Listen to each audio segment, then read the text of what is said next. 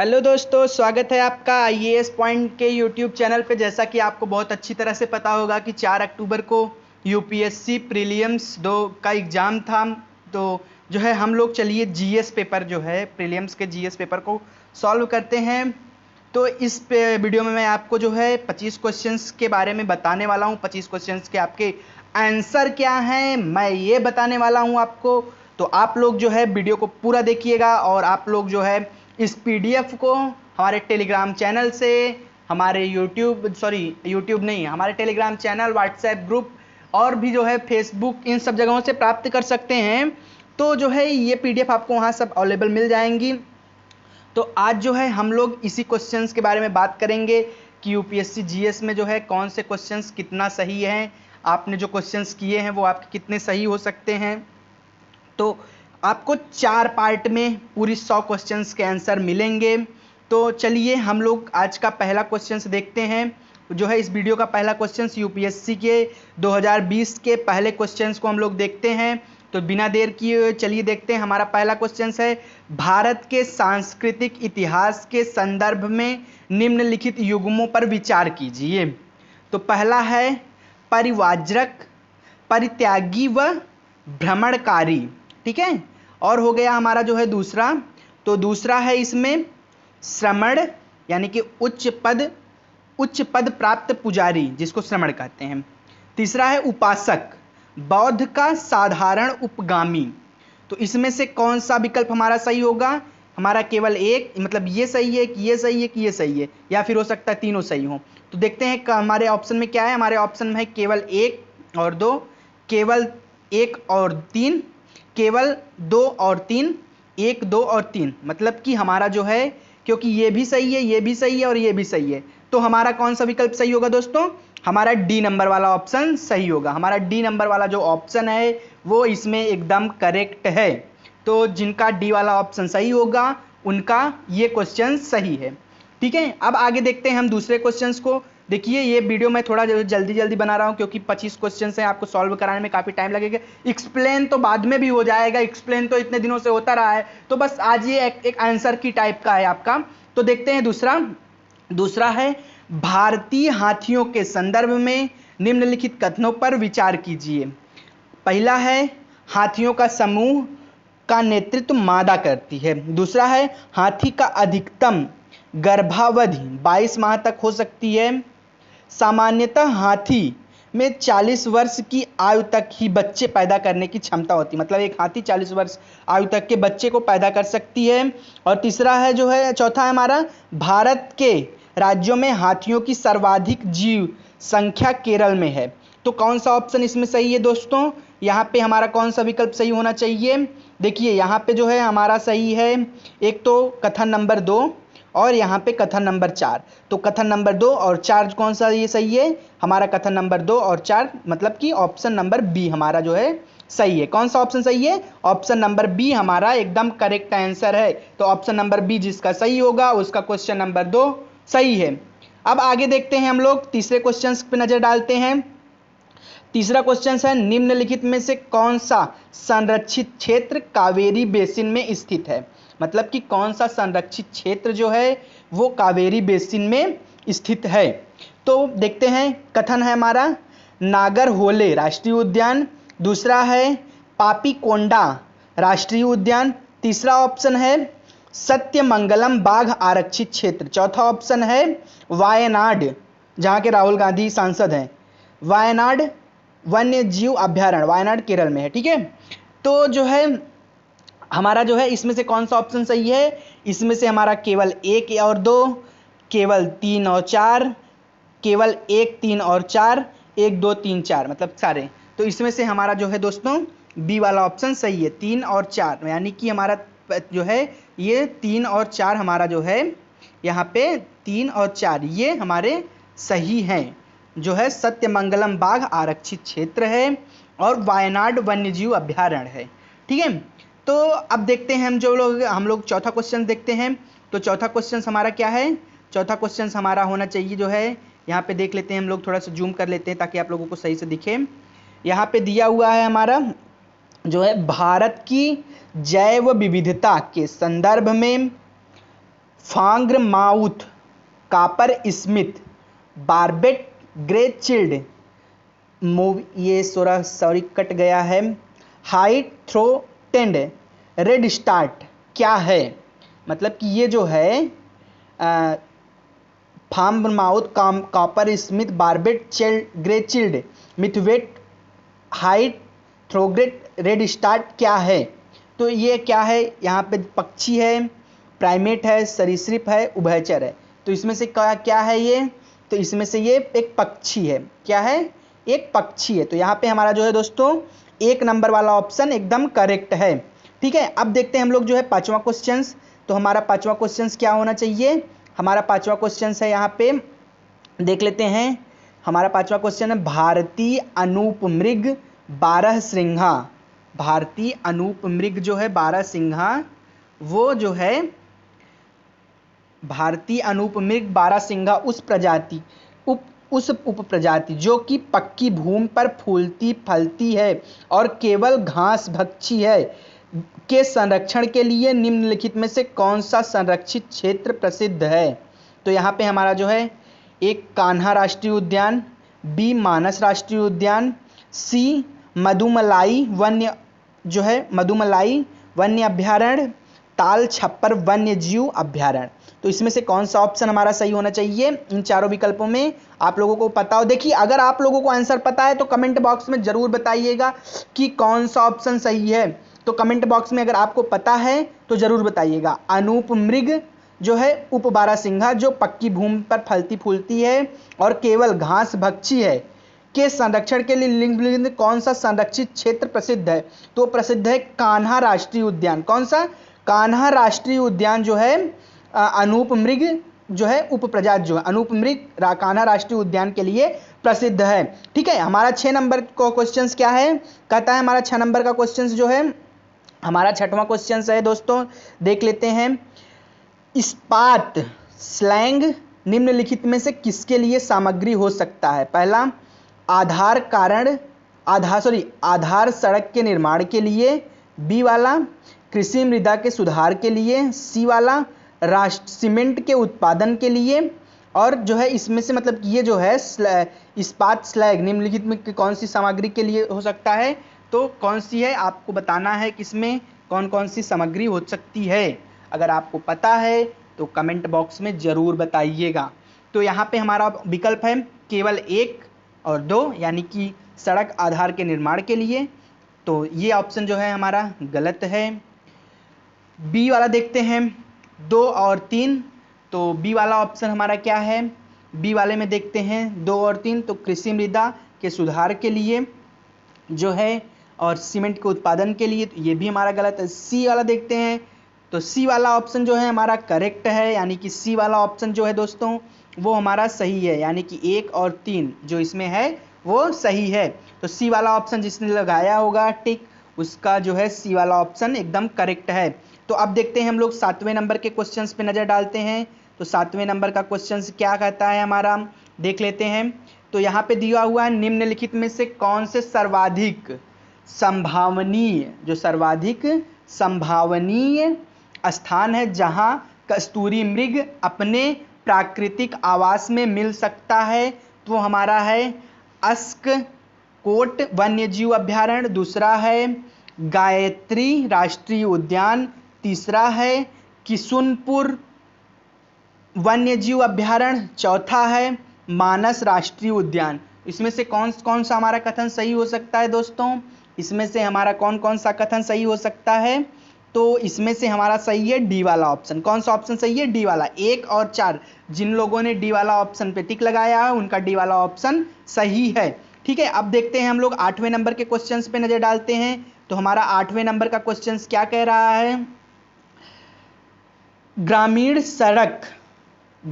सड़क निर्माण में पर्यावरणीय द्विधोपयोगिता को सुनिश्चित करने अथवा कार्बन पदचिह्न को घटाने के लिए निम्नलिखित में से किसके प्रयोग को अधिक प्राथमिकता दी जाती है? ताम्र स्लैग, दूसरा है शीत मिश्रित फ्लैट प्रौद्योगिकी, तीसरा है जियो टेक्सटाइल, और चौथा है उष्ण मिश्रित एस्फाल्ट प्रौद्योगिकी, और पांचवा है पोर्टलैंड सीमेंट। तो इसमें से कौन सा विकल्प हमारा सही होना चाहिए? आप लोगों को अगर पता है तो कमेंट में बताइएगा इसमें से कौन सा सही होना चाहिए। इसमें हमारा जो है डी वाला ऑप्शन सही है। याद रखिएगा, जिन लोगों ने डी वाला ऑप्शन पे टिक लगाया होगा उनका ये क्वेश्चन एकदम करेक्ट है। तो आपने अगर डी वाले ऑप्शन पे टिक लगाया है तो आपका ये क्वेश्चन सही है। चलिए अब आगे देखते हैं, हम लोग जो है 9वें क्वेश्चन पे नजर डालते हैं। तो हमारा 9वां क्वेश्चन क्या कह रहा है? निम्नलिखित कथनों पर विचार कीजिए। कोयले की राख, आर्सेनिक, सीसा और पारद अंतर्विष्ट होते हैं। दूसरा है कोयला संचालित विद्युत संयंत्र पर्यावरण में सल्फर ऑक्साइड और नाइट्रोजन के ऑक्साइड उत्सर्जित करते हैं। तीसरा ऑप्शन है भारतीय कोयले में राख की अधिक मात्रा पाई जाती है। और तो इसमें देखते हैं अब जो है हमारा उपरयुक्त में से कौन सा विकल्प सही है। तो हमारा जो है दोस्तों 9वें नंबर में कौन सा सही है? हमारे 9वें नंबर में केवल एक, यानी कि जो ये वाला ऑप्शन है कोयले की राख, आर्सेनिक, सीसा और पारद अंतर्विष्ट होते हैं, ये वाला ऑप्शन जो है हमारा केवल एक वो सही है। ए नंबर वाला ऑप्शन जिन भाइयों ने टिक लगाया होगा उनका ए वाला ऑप्शन जो है एकदम करेक्ट है। तो चलिए 10वें नंबर का क्वेश्चन पे हम नज़र डालते हैं। तो 10वें नंबर का क्वेश्चन जो है हमारा है खेती में बायोचर का उपयोग है। पहला है बायोचर ऊर्ध्वाधर खेती में वृद्धिकर माध्यम के अंश के रूप में प्रयुक्त किया जा सकता है। दूसरा है उस बायोचर वृद्धिकर माध्यम के अंश के रूप में प्रयुक्त किया जाता है तो वह नाइट्रोजन यौगिकीकारी सूक्ष्म जीवों की वृद्धि को बढ़ावा देता है। तीसरा है जब बायोचर वृद्धिकर माध्यम के अंश के रूप में प्रयुक्त किया जाता है तब वह उस वृद्धिकर माध्यम की जल धारण क्षमता को अधिक लंबे समय तक बनाए रखने में सहायक होता है। ठीक है, तो इस तरह के क्वेश्चंस यूपीएससी में अब की बार मतलब लोगों की सोच से अलग क्वेश्चन, मतलब ओनली करंट अफेयर से एक क्वेश्चंस पूछा गया था यूपीएससी में। आप लोग समझ सकते हो इस यूपीएससी का क्या इरादा था। मतलब पेपर तो टाला लेकिन बहुत बुरी तरह से, मतलब सभी कोचिंगों की वाट लगा के रख दी है, सभी इंस्टीट्यूट की वाट लगा के रख दी है। चलिए तो अभी हम वीडियो लंबी ज़्यादा हो जाएगी अगर हम बातें करते रहेंगे। तो अब देखते हैं इसमें हमारा कौन सा विकल्प सही है। तो हमारा जो है दोस्तों कौन सा विकल्प सही है 10वें में? हमारा बी वाला, केवल बी वाला ऑप्शन सही है। तो इसमें जो है जब बायोचर वृद्धिकर माध्यम के अंश के रूप में प्रयुक्त किया जाता है तो वह नाइट्रोजन यौगिकारी सूक्ष्म जीवों की वृद्धि को बढ़ावा देता है। तो ये वाला ऑप्शन हमारा सही है। ठीक है, अब बात करते हैं हम लोग जो है अगले क्वेश्चंस की। तो 11वां क्वेश्चन हमारा क्या कह रहा है देख लेते हैं। 11वां क्वेश्चन हमारा भारत में जो है यहाँ पे दिया हुआ है, भारत में निम्नलिखित में से किन्हें कृषि में सार्वजनिक निवेश माना जाता है? सभी फसलों के कृषि उत्पादन के न्यूनतम समर्थन मूल्य को निर्धारित करना, अभी इसी पे बवाल चल रहा है। और दूसरा है जो है प्राथमिक कृषि साख समितियों को कंप्यूटरीकरण। तीसरा है सामाजिक पूंजी का विकास।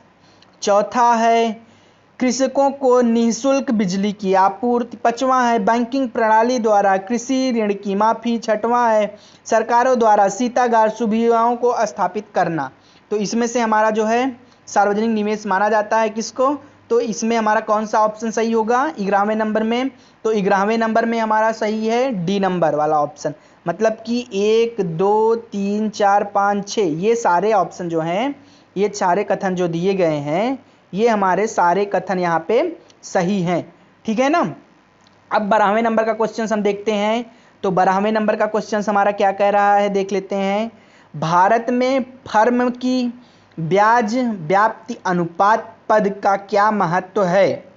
तो पहला है एक हमारा, यह उस फर्म जैसे कि वैज्ञानिक ऋण देने जा रहा है के वर्तमान जोखिम को मदद करता है। दूसरा वाला है यह उष्म फर्म सॉरी वह उष्म नहीं है यह उस फर्म जिसे बैंक ऋण देने जा रहा है के आने वाले जोखिम मूल्यांकन में मदद करता है। तीसरा है उधार लेने वाले फर्म का ब्याज व्याप्ति अनुपात जितना अधिक होता है उसकी ऋण समाशोधन क्षमता उतनी ही खराब होती है। तो यहाँ पे जो है 12वें नंबर में हमारा कौन सा विकल्प सही है? तो 12वें नंबर में हमारा सही है 1 और 2, मतलब कि केवल 1 और 2। तो हमारा ऑप्शन नंबर 1 यहाँ पे सही होगा। तो 1 और 2 हमारा ये वाला जो है कथन सही है। ठीक है, अब आगे हम बात करते हैं 13वें नंबर नेक्स्ट क्वेश्चन पे। तो 13वें नंबर का हमारा नेक्स्ट क्वेश्चन क्या है? यहाँ पे हमको दिया गया है हाल ही में बीते दिनों में निम्नलिखित में से कौन से कारण नीतियों भारत में चावल के मूल्यों को प्रभावित कर रही है। मतलब कि जो कौन से कारण और नीतियाँ जो हैं भारत के चावल के मूल्य को प्रभावित कर रही हैं। तो ऑप्शन है हमारा जो कथन है केवल एक वाला जो है न्यूनतम मूल्य समर्थन, दूसरा है सरकार द्वारा व्यापार करना, तीसरा है सरकार द्वारा भंडारण करना और चौथा है उपभोक्ता सहायक इकाइयाँ। तो ये हैं 4 कथन। अब इसमें से हमारा कौन सा सही है? तो हमारा जो है दोस्तों 13वें नंबर के क्वेश्चंस में कौन सा विकल्प सही है? तो 13वें नंबर में हमारा ए वाला ऑप्शन सही है। तो ए वाला ऑप्शन जिन लोगों ने सही टिक लगाया है उनका आंसर एकदम करेक्ट है ए वाले ऑप्शन में। अब बात करते हैं हम 14वें नंबर के क्वेश्चंस पे। तो 14वें नंबर का हमारा क्वेश्चंस क्या है? 14वें नंबर का क्वेश्चंस देखते हैं। निम्नलिखित कथनों पर विचार कीजिए। पहला है पिछले दशक में भारत श्रीलंका व्यापार के मूल्य में सतत वृद्धि हुई है। भारत और बांग्लादेश के बीच होने वाले व्यापार कपड़ों से बनी चीज़ों का व्यापार प्रमुख है। तीसरा है पिछले 5 वर्षों में दक्षिण एशिया में भारत के व्यापार का सबसे बड़ा भागीदार नेपाल रहा है।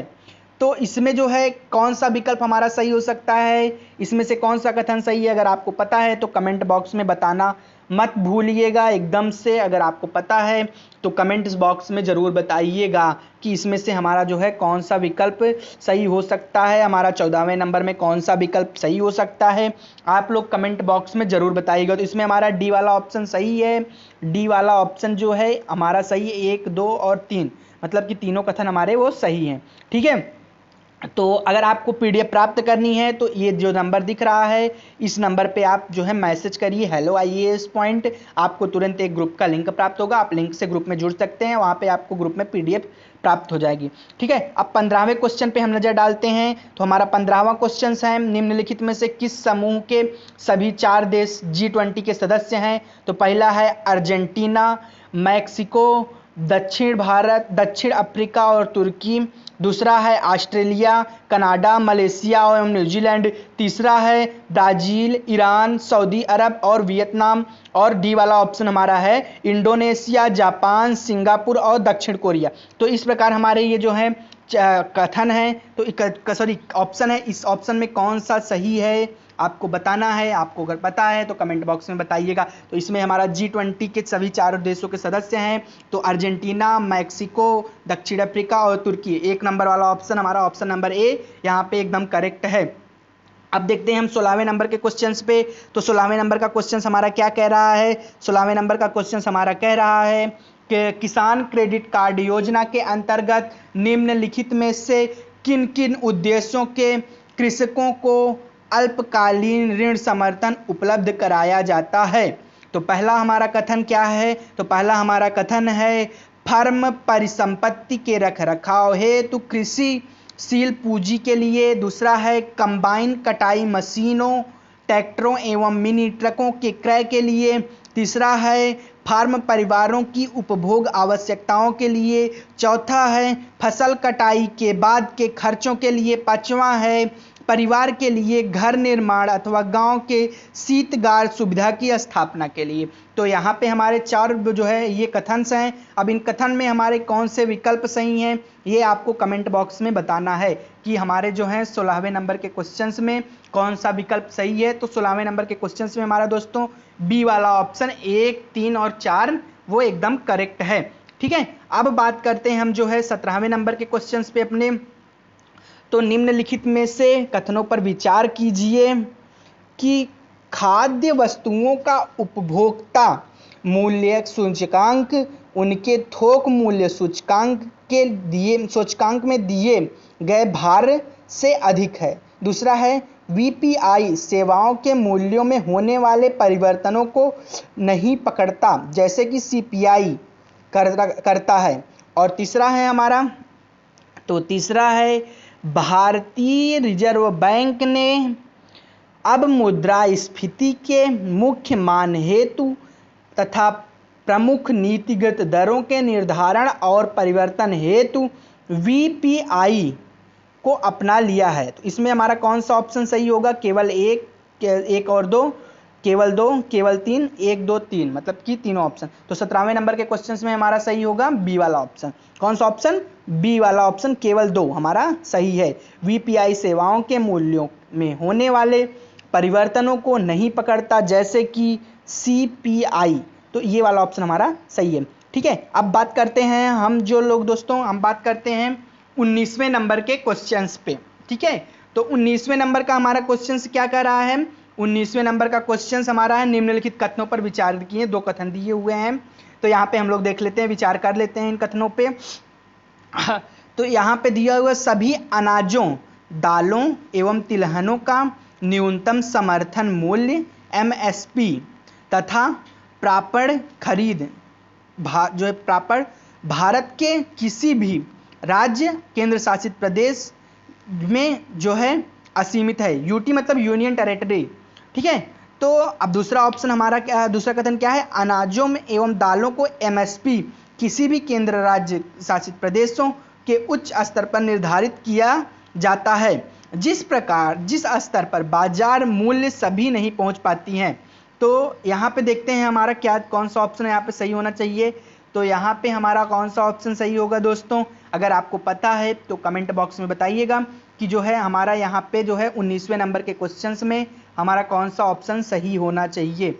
यहाँ पे 19वें नंबर, सॉरी मैंने 18वां क्वेश्चन छोड़ दिया है, तो अभी आपको बता देता हूँ, गलती से छोड़ दिया है मैंने, बता देता हूँ। पहले 19वें नंबर के ऑप्शन पे मैं देख लेता हूँ कि कौन सा सही है।